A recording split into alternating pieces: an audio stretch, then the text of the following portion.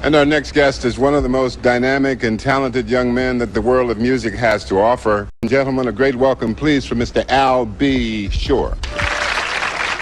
So as the outpouring of love continues for Al B. Shore as he recovers from his illness, we want to take this opportunity to remember what makes Al B. Shore so special to us. The guy who was introduced to us on the Uptown Warner Brothers label, changed the game and gave us something new. Let's hear from Father MC. Man, I looked at Al B. Shore. What really got me with Uptown is I seen Al B. Shore when he was dressed regular before he blew up. Okay. They made, I seen him and he was dressed regular.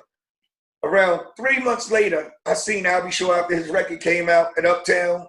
He had on this big coat that was incredible. It looked like a Shirley. And I never got to ask Al. I say, yo, how much is that? How much you pay for that? So I don't know. I got it overseas in London, I think for 30 grand or something. I was like, I said, I need to be here. I need to be here. This is where I need to be. I'm gonna call this home. So some of you might not be aware of this, but Al B. Shore is a prolific songwriter and a producer. He went on to produce all his albums alongside his cousin, Kyle West. But apart from producing his own albums, he wrote and produced for Usher, Jodeci, Tevin Campbell, just to name a few. Yo, Al. Cornelius. Oh, man, I heard somebody say, I want to know your name. Good to see you, man. Your album sounds really, really wonderful. And, Thank you. Sounds almost like a night and day type of thing. Oh, your first hit, yeah. And versus, how would you describe what you were doing in your last album as a producer? I try to be an innovative music, so everyone else was doing the straight up hip hop, this, that, and the other, and I just kind of wanted to do more of a jazz flavor, And remember I tell you about Jodeci before Jodeci came, right? You did. Right. You did. Does Jodeci get busy? Okay, all right, So good. We doing all right, You're going to be doing some producing with some other friends of ours, right? Oh, very much so. I have the great pleasure to be working with very soon Mr. Barry White and Mr. Al Green again, and that's my food right there. Working with the cats who open the doors for us. Yeah, that's my age group. Hey, no. Unlike many of his other contemporaries, Al B. Shore was able to quickly learn the game of the music business and the music industry. He was able to understand the need for publishing, the need for production, and the need for marketing and investing outside of the music industry. He credits Quincy Jones as showing him the ropes, but also learning from Andre Harrell. Peace and blessings, world. You already know what this is. Al B. Shore in the building, Love and R&B. We are at the official Uptown Records mini-series casting that's going down worldwide. You do not want to miss this. Have an opportunity. BET.com/Uptown casting. Is this for you? It's on you. This dude is professional. Goddamn, all right. Okay, did you hear any of that? My God. Your image as being sexy hurts you at your craft being taken seriously? that does happen a lot. A lot of times, like with me starting in the business, it was all new for me. So I didn't really know what I was doing, business-wise, until I met my business manager, Bert Padell. But it was just all new, and people would see the face and this, that, and the other, and I just knew I was this kid that was trying to, make a business deal, and it worked, and it was marketable, and all the craziness happened, and I didn't know how to, react to it. I didn't know what to do with it, and then luckily I fell in love with it, fell in love with the music, and now it's my love every day. Teddy and I produced Al B. Shore. Oh. When Andre wanted to sign Guy, rest in peace, Andre.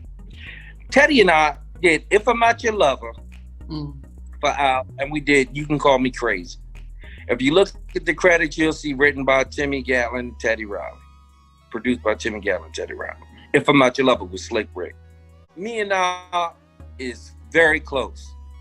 Me and Al, we don't see each other every day, don't talk every day, but Al just sent me a text 2-3 days ago.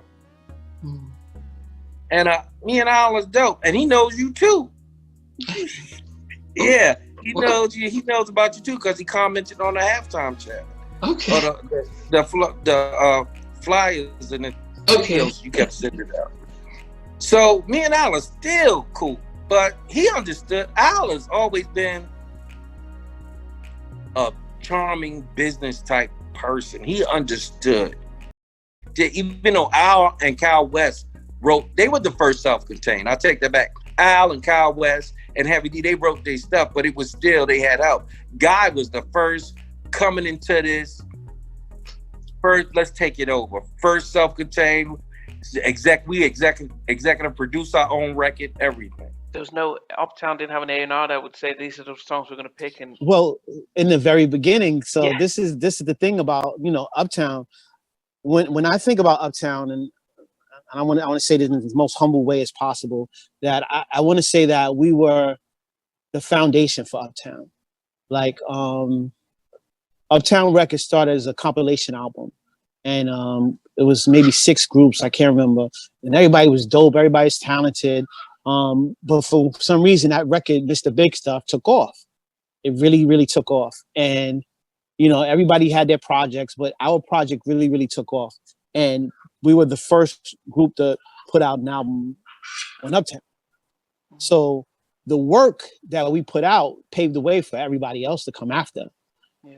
And that's what, and that's also because you asked the question of, was it an A&R? Wasn't really an A&R. It was Andre, Jimmy, Kurt, Kim Brathwaite, and maybe a couple other people. And I can't think of their names right now. And us. We on a roll at this point right now.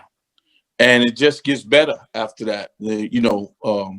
Guy's album did well the first time around. Al's vocals were blended with Timmy Gatlin's vocals. Al did some writing on that. They did some writing on Al's first album.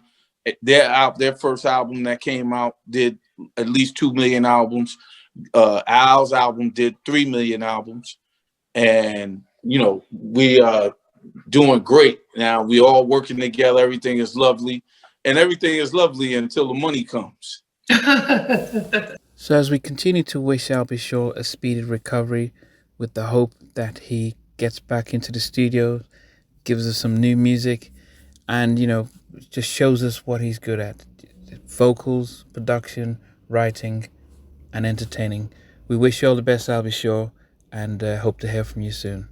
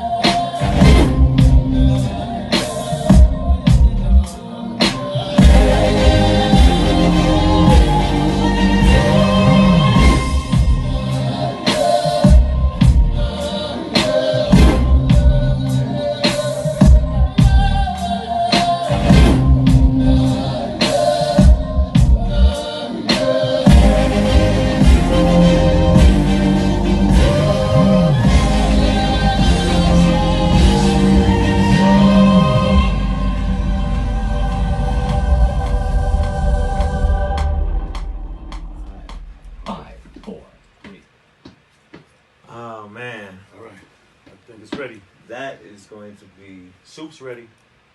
I still got some more parts to give me though.